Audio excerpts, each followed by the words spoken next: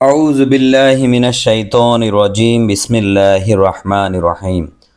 শুরু করছি মহান রাব্বুল আলামিনের নামে, যিনি বড়ই মেহেরবান এবং পরম দয়ালু। হে নবী, তুমি এদের জিজ্ঞেস করো, কে তোমাদের দয়াময় আল্লাহ তাআলার আযাব থেকে রক্ষা করবে? তা রাতের বেলায় আসুক কিংবা দিনের বেলায় আসুক, কিন্তু এরা নিজেদের মালিকের স্মরণ থেকে মুখ ফিরিয়ে রেখেছে। তবে কি তাদের আরো কোনো মাবুদ আছে যারা আমার আযাব থেকে তাদের বাঁচাতে পারবে? তারা তো নিজেদেরই কোনো সাহায্য করতে পারে না, না তারা আমার আযাব থেকে নিরাপদ। কিন্তু আমি এদের এবং এদের পিতৃপুরুষদের যাবতীয় ভোগ সম্ভার দান করে যাচ্ছিলাম, এবং এভাবে এদের ওপর দিয়ে সমৃদ্ধির এক দীর্ঘ সময় অতিবাহিত হয়ে গেছে। তারা কি দেখতে পাচ্ছে না আমি জমিনকে চারদিক থেকে সংকুচিত করে আনছি?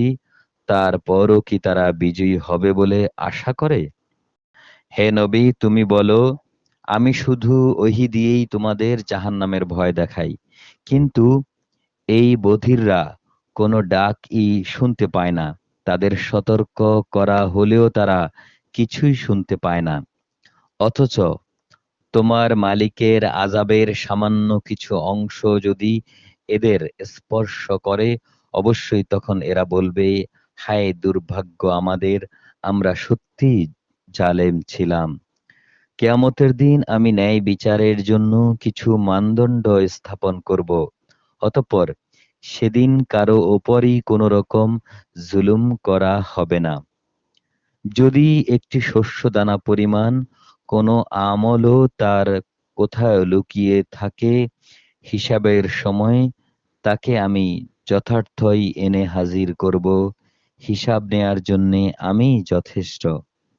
নিঃসন্দেহে আমি মূসা ও হারুনকে ন্যায় অন্যায়ের ফয়সালাকারী একটি গ্রন্থ দিয়েছিলাম। তাকওয়া অবলম্বনকারী লোকদের জন্য দিয়েছিলাম আঁধারে চলার আলো ও জীবনে চলার উপদেশ।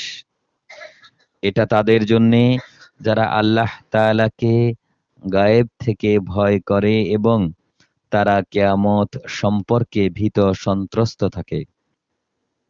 আর এ হচ্ছে বরকতপূর্ণ উপদেশ।